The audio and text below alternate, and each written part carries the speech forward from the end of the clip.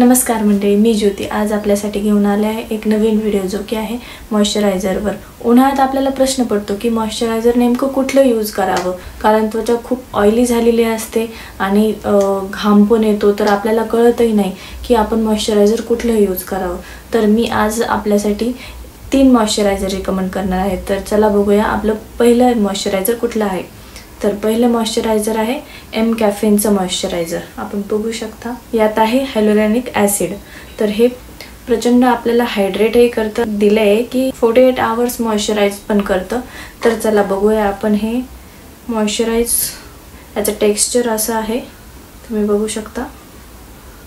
खूप पातळ अशी कन्सिस्टन्सी आहे आणि जास्त ऑइली करतही नाही, तुम्ही बघू शकता। तर उन्हाळ्यात तुम्ही हे मॉइश्चरायझर नक्की यूज करू शकता। तर सेकंड मॉइश्चरायझर आहे आपल्याकडे, जे की मार्केटमध्ये खूप सध्या फेमस आहे, ट्रेंडिंगला आहे आणि ॲक्च्युली ते आहे पण छान। पिलग्रिम स्क्वॅलेन ग्लो मॉइश्चरायझर तुम्ही बघू शकता। तर हे हायड्रेटही करते, स्किन ब्राईटनही करते आणि एक ग्लो येतो चेहऱ्यावर यामुळे। तर तुम्ही बघू शकता, मी तुम्हाला दाखवते याची कन्सिस्टन्सी कशी आहे। हे असं आहे, खूप जास्त थिक नाही आहे आणि तुम्ही बघू शकता हाताला कसा ग्लो आल्यासारखं वाटतंय। यात आहे व्हिटॅमिन सी, स्क्वॅलाइन आणि नियासिनामाइड।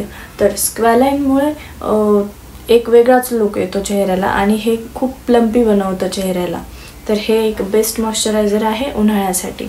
तिसरं मॉइश्चरायझर आहे आपल्याकडे एक्सेलाचं मॉइश्चरायझर, जे की आहे ऑइली आणि ॲक्ने प्रोन स्किनसाठी आणि ते सिबम सिक्रेशन रिड्यूस करतं। सिबम सिक्रेशन म्हणजे उन्हाळ्यात घामामुळे किंवा ऑइल सिक्रेट झाल्यामुळे छोटे छोटे पुळ्या किंवा बम्स तयार होतात चेहऱ्यावर, जे की हे ते रिड्यूस करण्याचं काम करतं।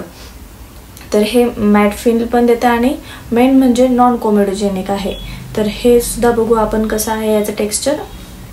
बघू शकता मी इथे लावलं आहे, थोडीशी थिक कन्सिस्टन्सी आहे याची। तर हे ॲब्झॉर्ब पण होतं आहे लवकर। आम्ही सांगितलेले 3ही मॉइश्चरायझर पॅरेबिन फ्री आणि सल्फेट फ्री आहे। तर तुम्ही याची लिंक मी खाली देते, तुम्ही चेकआउट करू शकता। हा व्हिडिओ तुम्हाला आवडला की नाही ते नक्की कमेंटमध्ये सांगा आणि व्हिडिओला लाईक करा आणि आपल्या चॅनलला सबस्क्राईब करा। धन्यवाद।